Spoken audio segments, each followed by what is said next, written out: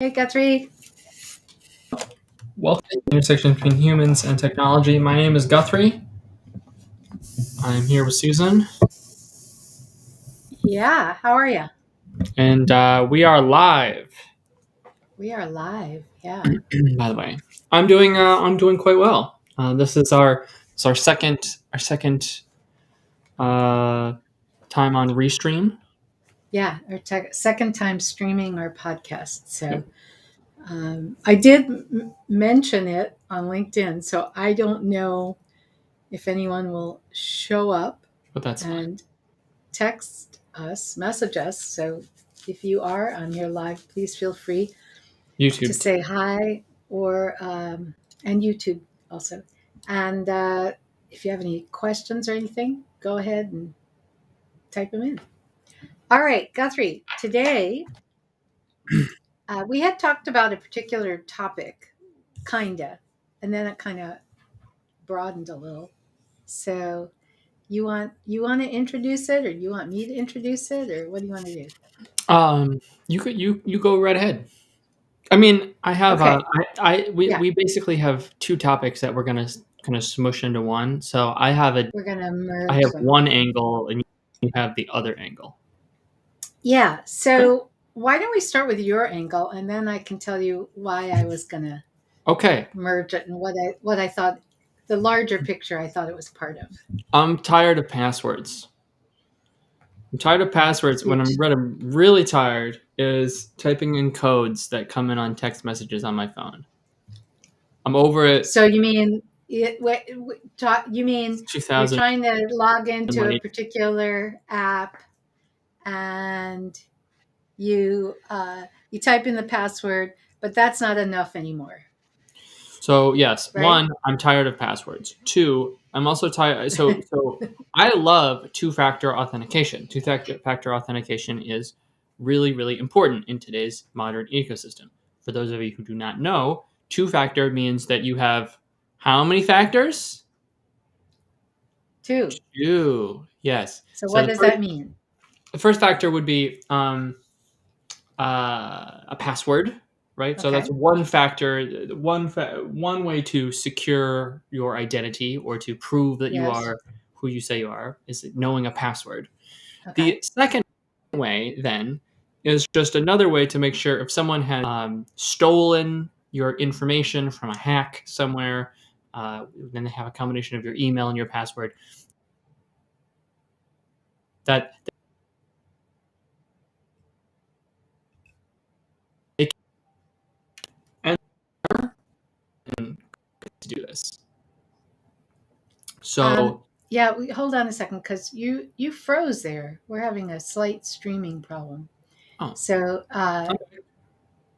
say again after you enter your password. The second part is So the second part is then to have there are good ways to do two factor, and there are less good ways to do two factor. yeah. Um, one of the less good ways is actually to use a text message that comes to your phone. So the thought being, okay, you have to know a password, but you'd also have to have your phone nearby, and therefore send a text message to your phone.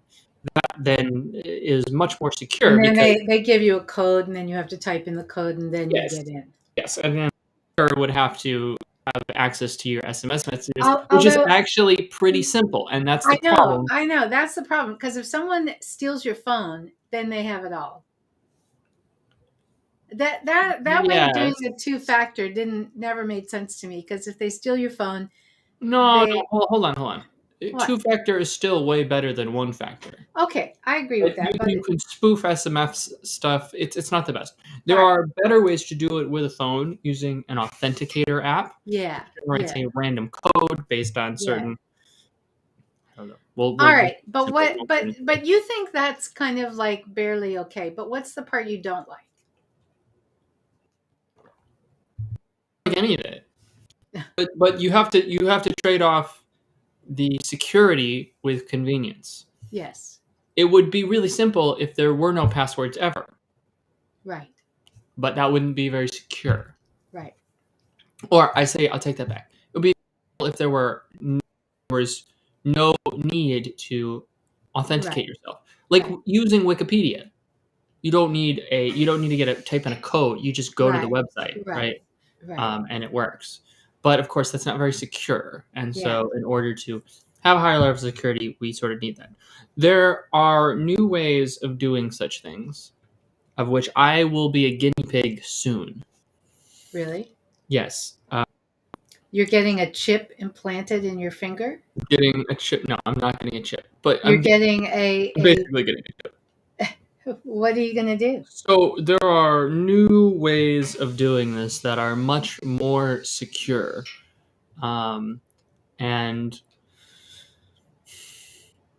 also so they're both more secure and potentially more convenient, Okay. and we can leave passwords in the dust. Okay.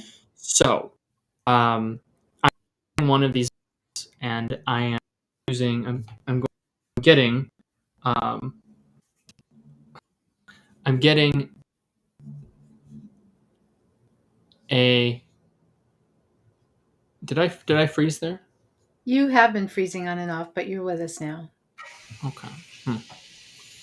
Let me. I'll keep going. How about this?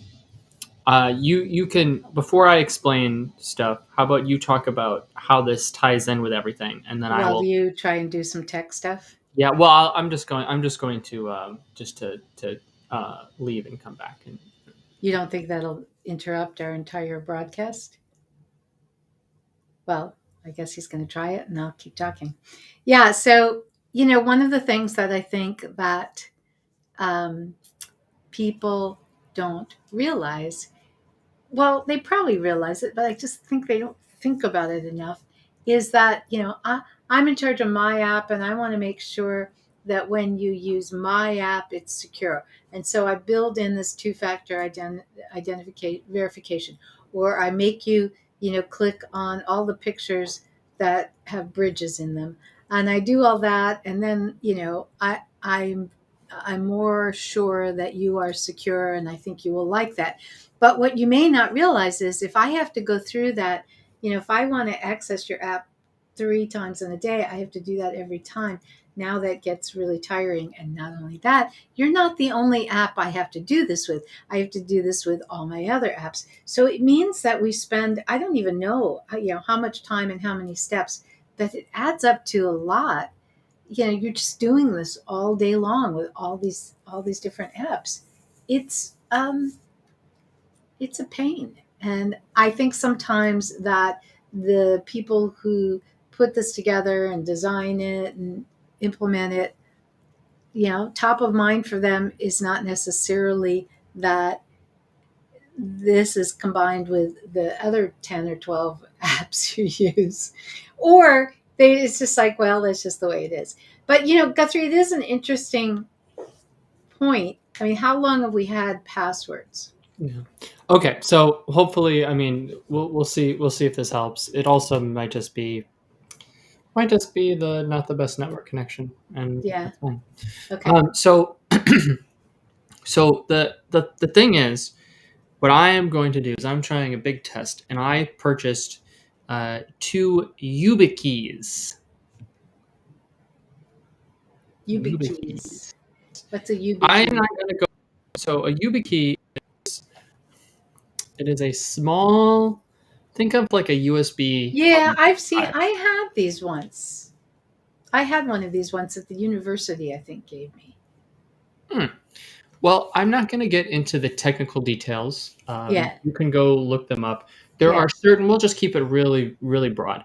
There are Okay. certain new standards of security that one can have Okay. that uses a physical key. Yeah. Now, it's physical, but of course, it's digital, and so Right. it is called a key, and it works in a couple different ways. There are a number of different ways you can do this sort of keyless authentication. Well, it's The not first, keyless. It is a key. sorry, Keyed authentication. passwordless, Okay. screenless.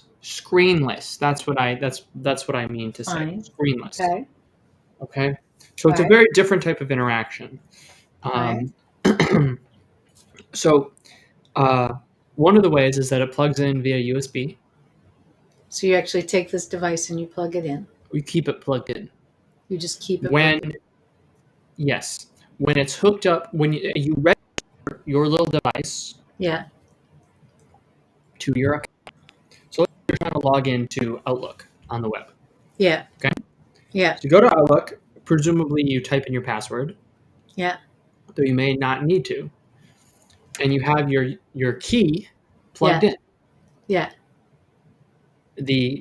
There's a little, in theory, one of the ways you can do it. There's a little light that lights up on Yeah. your key, and all you do is Yeah. just touch it, Oh, and you're in. and you're in. And the thing is, right? If you have to be the key is connected through the chain, and Yeah. you have to be sitting there You have to be physically present with the key. with the key plugged into the machine that you're trying to access So the if browser. someone is somewhere else trying to be you, it won't work. It won't work. That sounds better. Although then that does mean that okay, so now I have another question from a user. Well, but before you get there, let me tell you about some of the other ways you could do it. All right, what? That's obviously a great first step, and that's like Yeah. instead of typing in codes and waiting for messages and even a Right. password, let's just say you only wanted to do one-factor authentication. It's Yeah. probably more secure to Yeah. use a key, and there are other brands, not just YubiKey, but to use this type of authentication than a password. So Yeah. if you wanted to keep it really simple, you could just get rid of all your passwords and on tap. They also make an NFC version. What is NFC? Not National NFT. Football. We're not talking about NFTs. National Football Conference. NFC, near field communication. Okay. That NFC, near field communication. Most phones have this feature. It basically works like a little radio signal. Okay. And when you put two NFC devices, think of it's not the same, but it's more similar than that. Think of if you ever go to a hotel and you have a little card and you don't put the card into the hotel, you just wave it near the door. Wave it near. Yeah. So that's the sort of the way it works. So you just take a key. You could have it on a keychain. You just put it near your phone, and then that it senses it, and you unlock it that way. So does that make sense? Yeah, there are some UX issues with this, but it's better. I think it's better. Well, I'll be real interested But I should also say you can have multiple keys. Yeah, well, you could have a bunch of them. keys tied to it, right? You'd have to have them all over the place. One on your keychain, one on your laptop, one by your desktop. One in the living room, authenticate. one in your office. Yeah. One in the kitchen. It seems a little unnecessary. Well, just because it's another thing I have to make sure I have on me as I go from room to room. Well, yes and no. I only bring it. Let's just assume that you don't. That as a backup, you could get like a text message to your phone if you needed to. Yeah. So like if you're in a different room, you could just do. Okay. You live in a condo, and it's a very nice condo in Chicago. It's not huge. So if your key is over there versus over there, not a big deal. I live in like a 2-story house.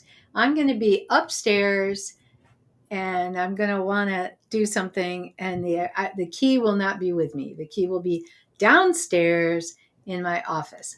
And so, it means that I'm going to have to either, right now as I go from room to room, I'm carrying my laptop and I'm carrying my mobile. And so now I'm going to have to do my laptop and my mobile and the key. It's like another thing. I'll just get to the point where I wear it around my neck You said to embed it in your hand. Well, that's, sometimes, I'm not usually a fan of that, but it gets to the point where I might be willing to do that if it would mean I didn't have to do all this stuff. But yeah, no, I'll be really curious to see what you think. Well, And hold on. what I was Hold on. you are You're doing a lot of interrupting today. Go ahead. What? you are assuming that you're upstairs and you can remember the passwords to all of your stuff. I've done enough tech support to know that remembering the passwords to all your accounts is not exactly easy either. That's true. But for the stuff I use a lot, I know the Okay. passwords. So I yeah, I mean, yeah, one would think that if we can land rover on Mars, we could have come up with something better. It's been a really long time that this has been going on with the password stuff. So I, I'm hoping. I think the key thing is interesting, and I definitely will want to revisit with you and see what you think. Now, can are we ready for me to merge this into the larger topic I wanted to talk about? Well, I as a segue, I think it Yeah. does depend on the device you're using. If you're using a desktop with a bunch of Yes. USB slots that can just sit there and it's plugged Yes. in all the time, great. Yes. If you're using a mobile phone, don't forget that phones actually have kind of a lot of passwordless authentication built into them Yeah. between fingerprint readers and face Yeah. scanners and that whole thing. I wish that more phones would um, have two-factor authentication as like like the second factor could be like a random pattern you move your phone in, because they have accelerometers, right? So it could be like jiggle your phone up and down twice, left and right twice, That's my pattern. Yeah. just like a random pattern. Just follow the pattern on the screen. Do it It with your changes phone, every right? time. Okay. Right? Like, there'd be a way to I wouldn't that mind would doing prove that. our whole physical device. So if you're using a phone, I do think you have a lot more three-factor authentication options. But certainly, yeah, ideally, the ideal scenario is you're at a desk, you have your little USB hub, and you can just have your key plugged in. Yeah. Or you have the NFC. Oh my God, I'm gonna say NFT like a million times. You have the NFC key nearby. You just take your phone, you put it on your desk, and you're good to go. I know, for example, you could carve out a little slot in your desk and put it there. So all you have to do is like just wave your phone over a spot on your desk, and then you would log into all your stuff. Yeah. But but let's talk about context and environment. You don't want to talk about No, context. no, go ahead. Yeah, I'm waiting. Because it all a lot of and I'm going to go beyond the password and the keys and all that and just talk in general about this whole idea of user experience and context and environment, because I think in the UX world and the user experience world and in the human factors world, if you hear someone give a talk on the important user experience principles to keep in mind, right? Almost always they're going to say, and it's very important that you take the context and environment into account. It's just like one of these principles that are talked about, and we all agree absolutely that's important. And then a number of times I see that just sail right on by and was not taken into consideration. It happens a lot. It's really easy to forget how critical context and environment are to all this. So, for example, what I was just talking about. Yeah, this all sounds great, except I'm using these passwords on four. I have four different devices. No, five, six, seven 7, 8. different devices in my home. I mean, I have my desktop computer, which is what I'm on right now, in my office.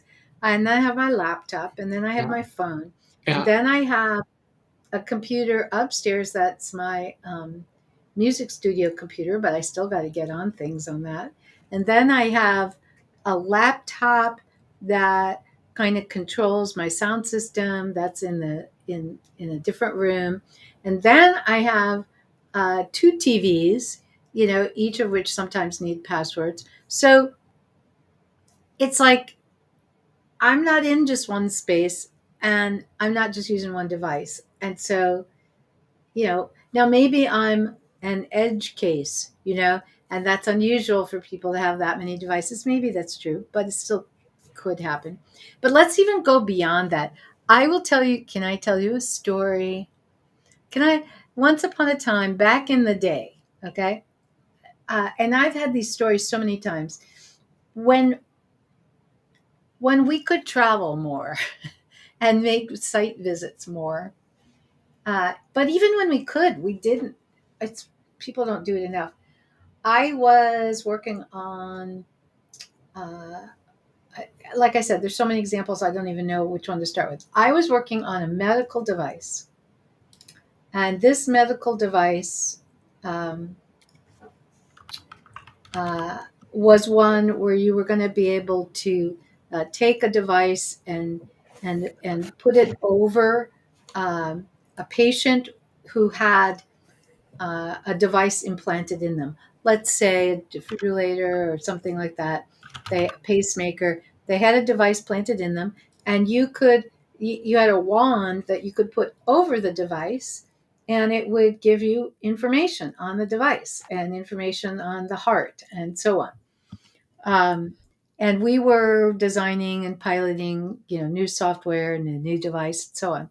So the idea is the nurse or the doctor would place the wand over, and it would read it, and then they could, look at the screen or actually get it printed out to hand to the patient to take home with them. Here's what's going on, and etc.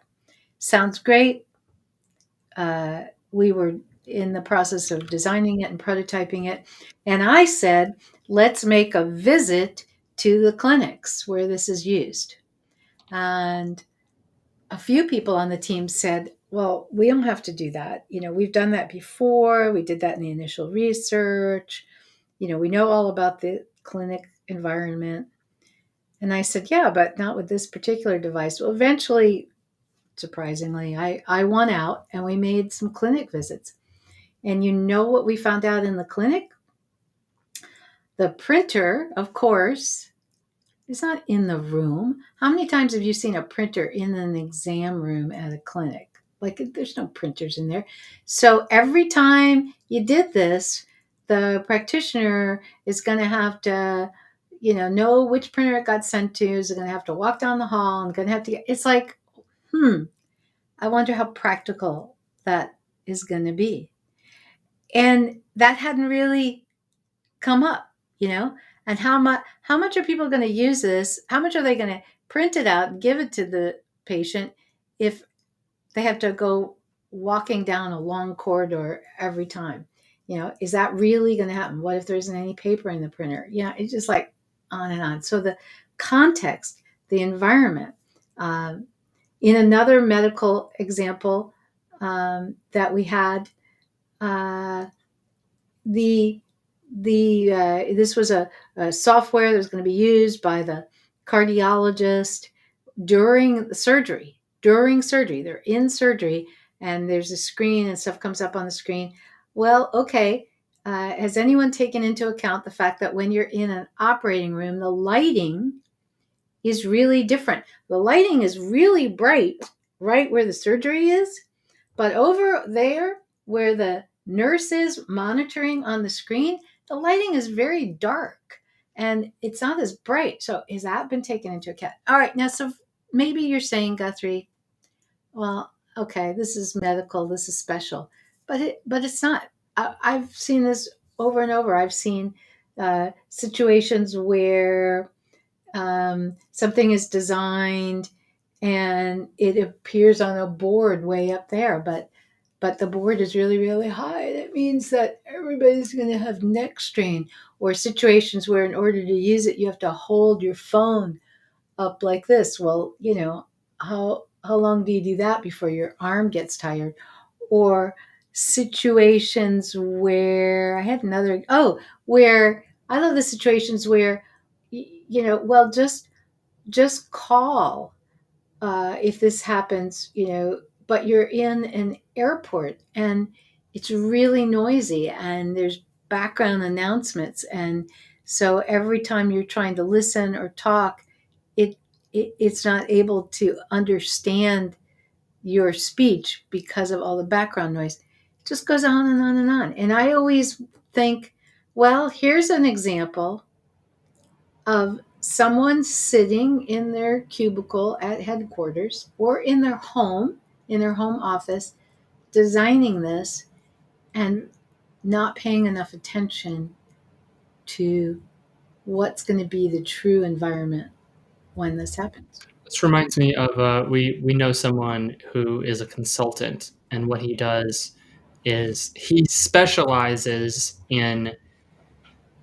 on in the field uh, research.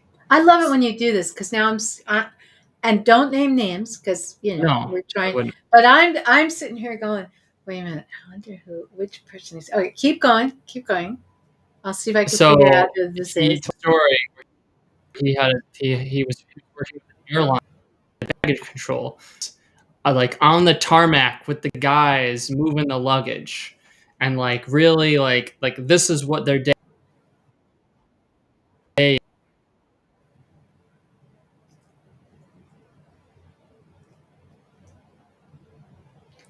Guthrie, you Put are freezing again. You are freezing again. luggage It's interesting. You freeze right when you're on. in telling a story, and then we lose the story. All right, he's on the tarmac. So people are on the tarmac, and they like when you're putting luggage in, there's a lot of turning. You're picking up luggage and you're turning, and so the people who are moving this luggage, they just have these crazy strong core muscles. Like you have to have like really strong core because you're twisting. It's a lot of lifting and twisting, and it's just something you never think about unless you were just on the tarmac doing this stuff. So I mean, that kind of research, that it's really interesting if you're Yeah, and it actually like really getting into the weeds there. yeah. So um, you have to you have to go visit.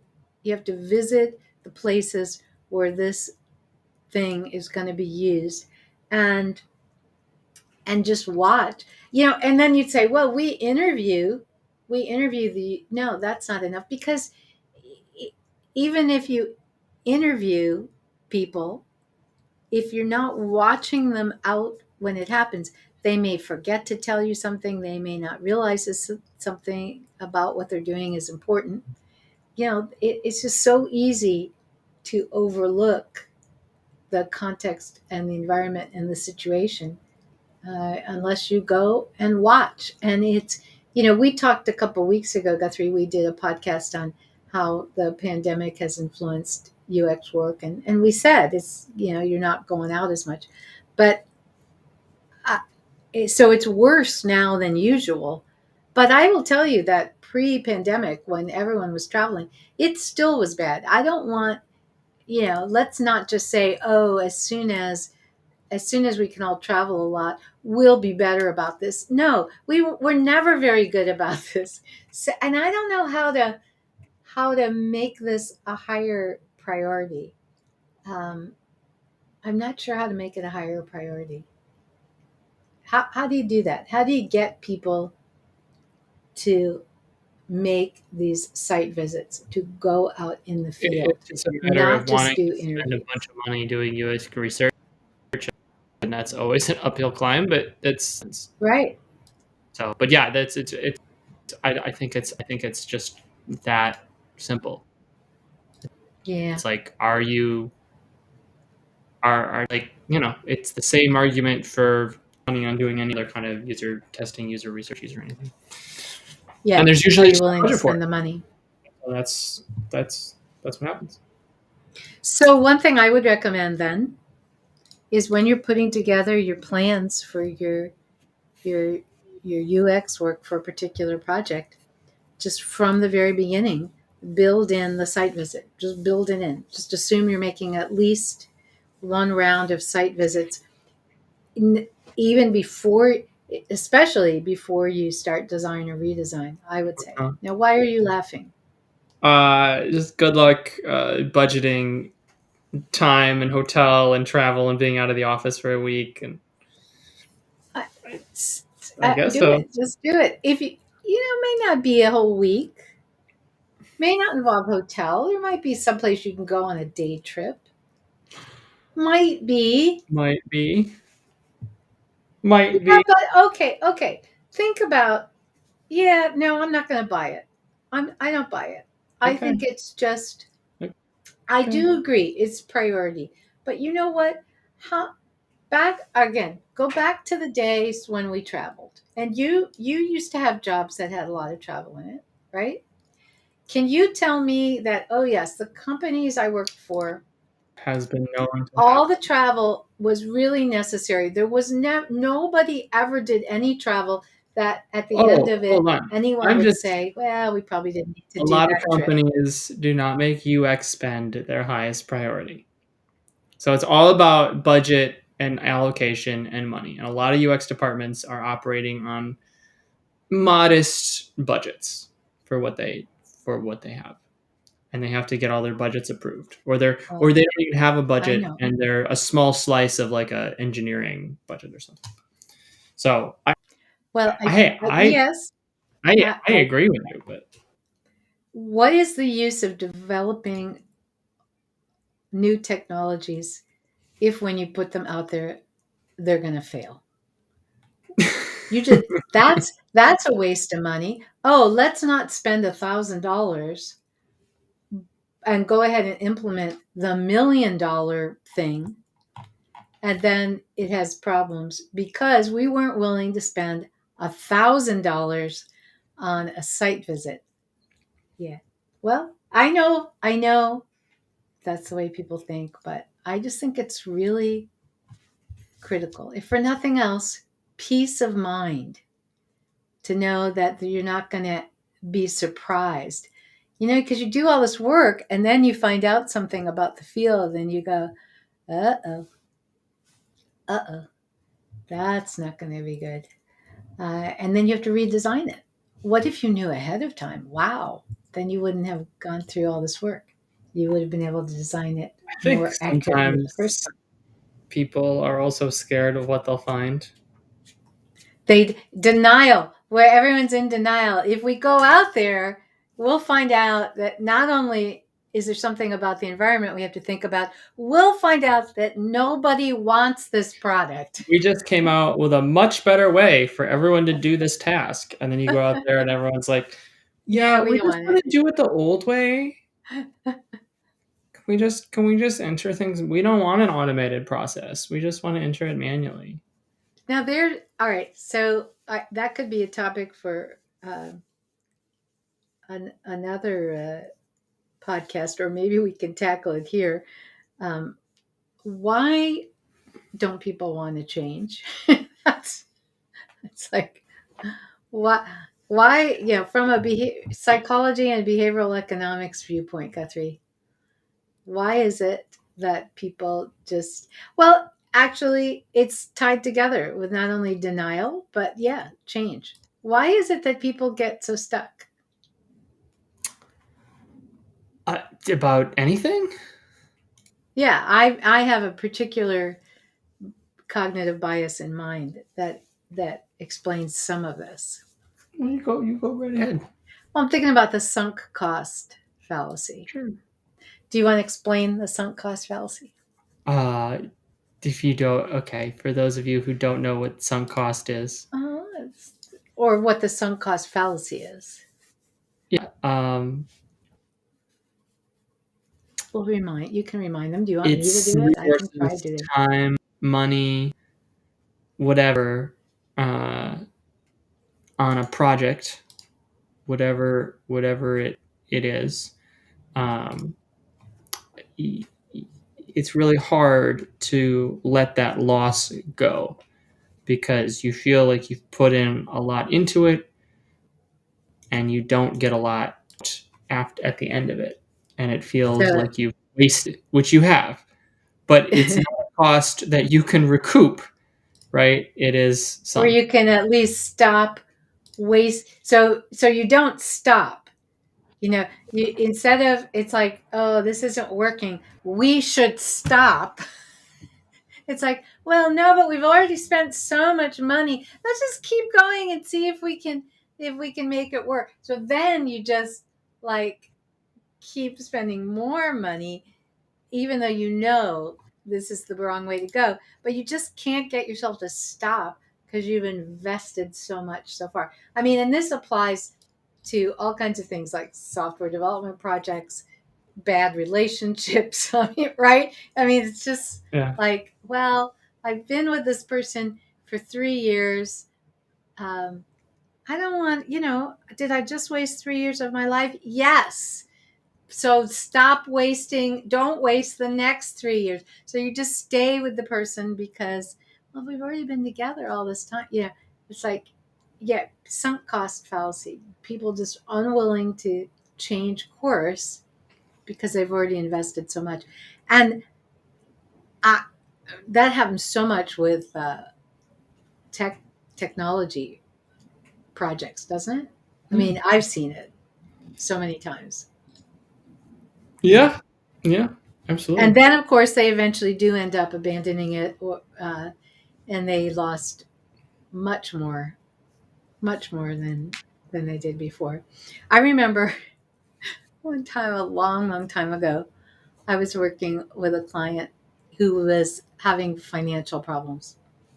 The business was, and for whatever reason, the I don't know if he was the CEO or it was a small company, but he turned to me. I was there doing just some consulting on some UX stuff.